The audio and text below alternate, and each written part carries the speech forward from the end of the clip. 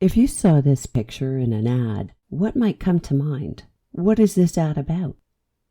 Oh, but it's not an ad. This is Kouri, and this expression came across her face for less than a second during her court hearing at a critical point in the evidence. In a few minutes, I'm going to show you exactly where and why this one is a big deal. A lot of people have commented on the lip twist she does so often.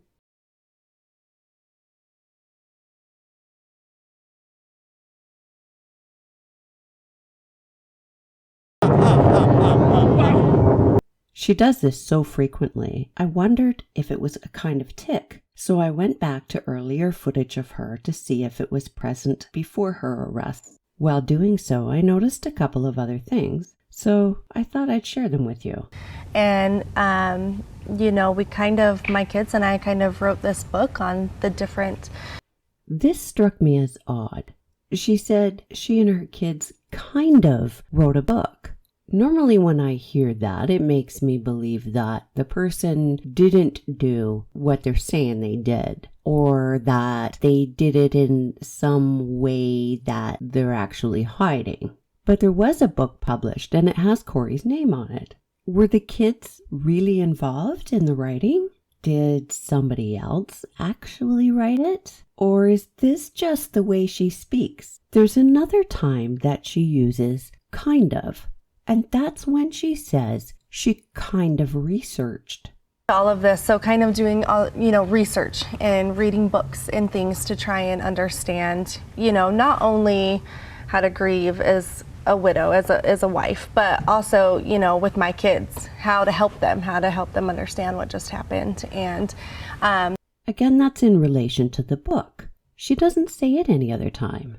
The other thing about this clip to notice is her order. She was doing research on grief to learn about how a widow grieves and also to help her kids. I think most of us look for ways to help our kids first. It just stood out to me, that's all. Love to do, whether it's riding bikes or their favorite dinner, and just constantly, talking about them. And Kouri, do you mention at dinner?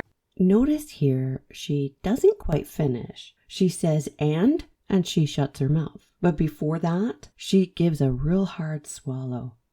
When she says talking about them, she means talking about the person who has passed away.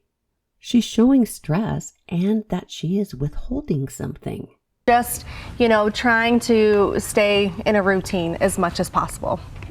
And then her respiration is up, and that's a stress indicator, but she's just been talking, so that might explain it. But look at her mouth. When they talk about routine, those lips go right in, and her hands go back into the locked position. Look at her posture. Look at how tense she is. Look at those hands. Look how she's gripping. I'm going to now ask you, Detective, some questions. Before the prosecutor even asks the question, she does the lip twist. About someone with the initial CL. Do you know who I'm talking about when I say CL? Yes, I do. When he brings up the witness, CL, she also does it. Who is CL in relation to the defendant? CL is an associate of the defendant. She cleaned houses for the defendant's business, as well as her personal home at times. Does CL have a criminal drug history? Yes. Notice while the detective is talking about CL, which is really threatening, Kouri is mostly still and listening. Her blink rate slows right down. She knows the allegations CL has made. She knows this is important, a threat to her. It's a threat whether CL's evidence is true or not. Promises, but at the outset of our interviews, we explained to her that her cooperation in our investigation would result in us working with the prosecutors. In our interviews, CL told us that in early 2022, the defendant reached out to her either by phone call or text message requesting that she procure fentanyl for what the defendant reported was a investor who had a back injury. Instead of taking you through the whole hearing again, I will tell you what I've noticed. I've noticed that there are plenty of times when she does not do that lip twist, even though there's something being presented that should make her stressed, even when her lies are presented. When she is worried, her respiration goes up, her blink rate goes down, and she listens carefully.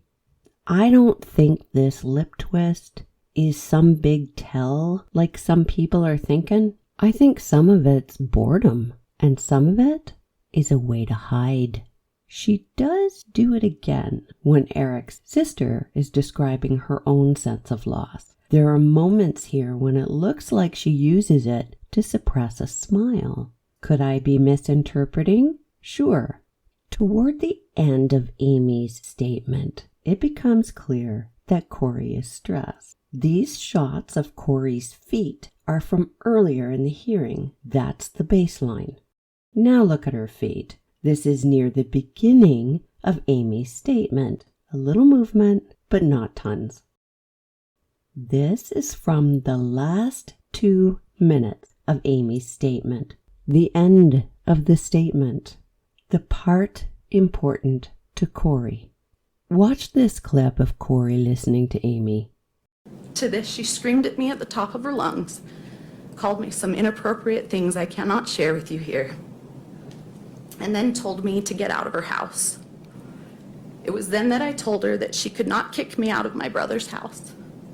My sister Katie was now the executor of Eric's trust and estate, and I've slowed it right down so you can see what's going on. I left the sound in so you can see which words Kouri's expressions are in response to. to this, she screamed at me at the top of her lungs, called me some inappropriate things I cannot share with you here, and then told me to get out of her house. It was then that I told her that she could not kick me out of my brother's house. My sister Katie was now the executor of Eric's trust and estate, and Before I get to the 2 biggest things I notice, I'll play you a clip and show you some stills from that clip, and you can decide when or if she's bored and when she is suppressing something. This is from well before she got anxious enough to be shaking her feet. loss is so great it is visceral. And with the sorrow comes a wave of panic at not being able to see him again. I can never talk to him, never hug him again, and never more be a part of his life.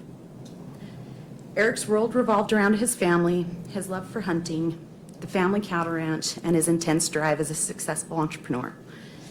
Being born into the Richins legacy shaped Eric's formative years and resulted in a lifetime of hard work, dedication, and fierce loyalty.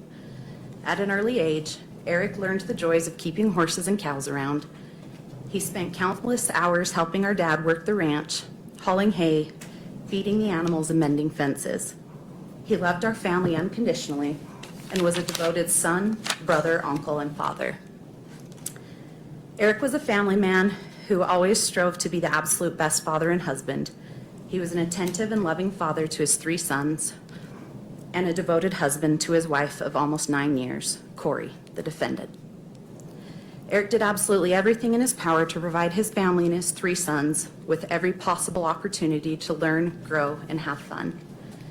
He was the coach. Now, for the supposed weeping and shaking. This fake breakdown, yes, clearly fake, comes when Kouri is being accused, not when Amy talked about Eric or the kids. Why did Eric lose his life? Why did the boys lose their father? Was it because of Kouri's greed and desire? There are no tears in her eyes.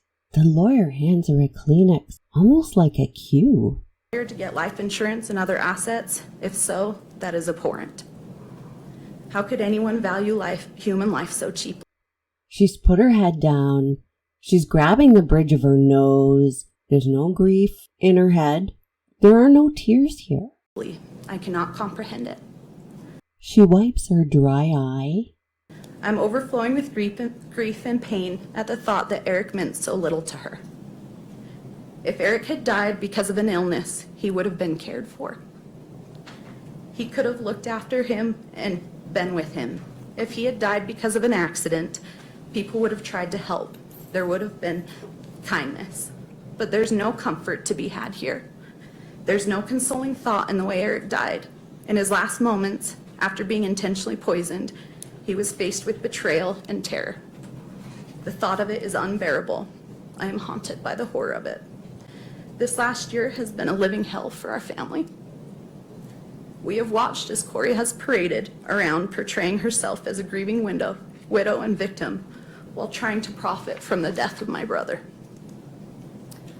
Both by trying to profit from a book about his death and trying to get life insurance and assets that should go exactly where Eric wanted them to his boys. Immediately after Eric was killed, Kouri told us she could not help us get anything ready for the funeral as she was too distraught with grief.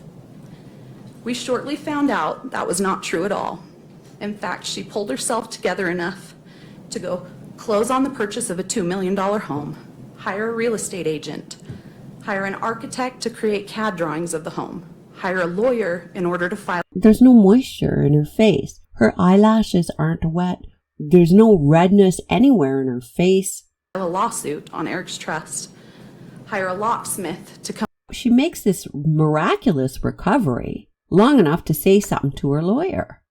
And then, of course, goes right back to her pretend weeping. Break into and clean out my brother's safe and attempt to have Eric cremated. She mustered up the strength and resolve to do most of this within 48 hours of his death.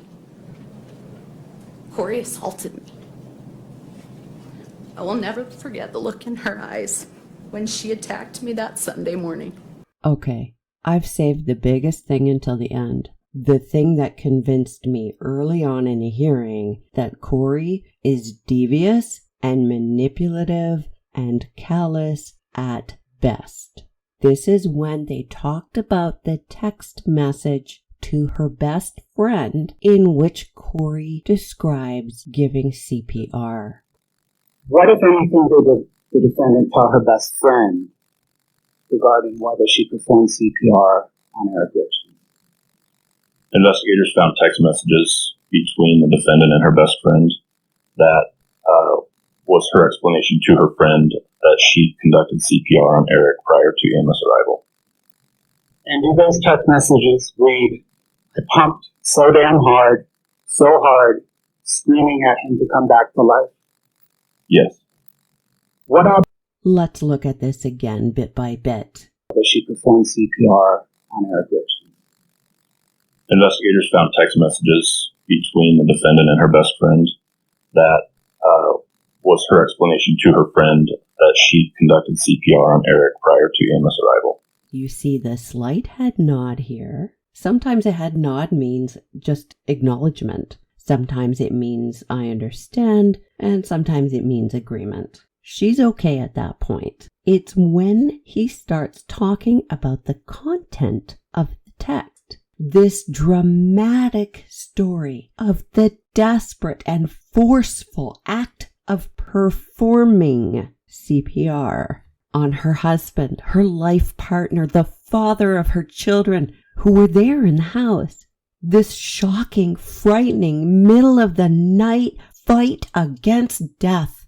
Such an event is profoundly emotionally impactful. Some people cut off the memory from the emotion. You'll see those people appear cold. If Kouri has done that, we can expect to see no obvious emotion. Most people cannot sever the memory from the emotion. When these people have that memory dredged up, the emotion comes with it. Some people try to contain it, so you'll see efforts to that end. Some people just break down. So the expectation here is that we'll see no emotion or we'll see distress. When we get to the part where her face changes, I've turned off the audio and slowed down the video. And do those text messages read, "I pumped so damn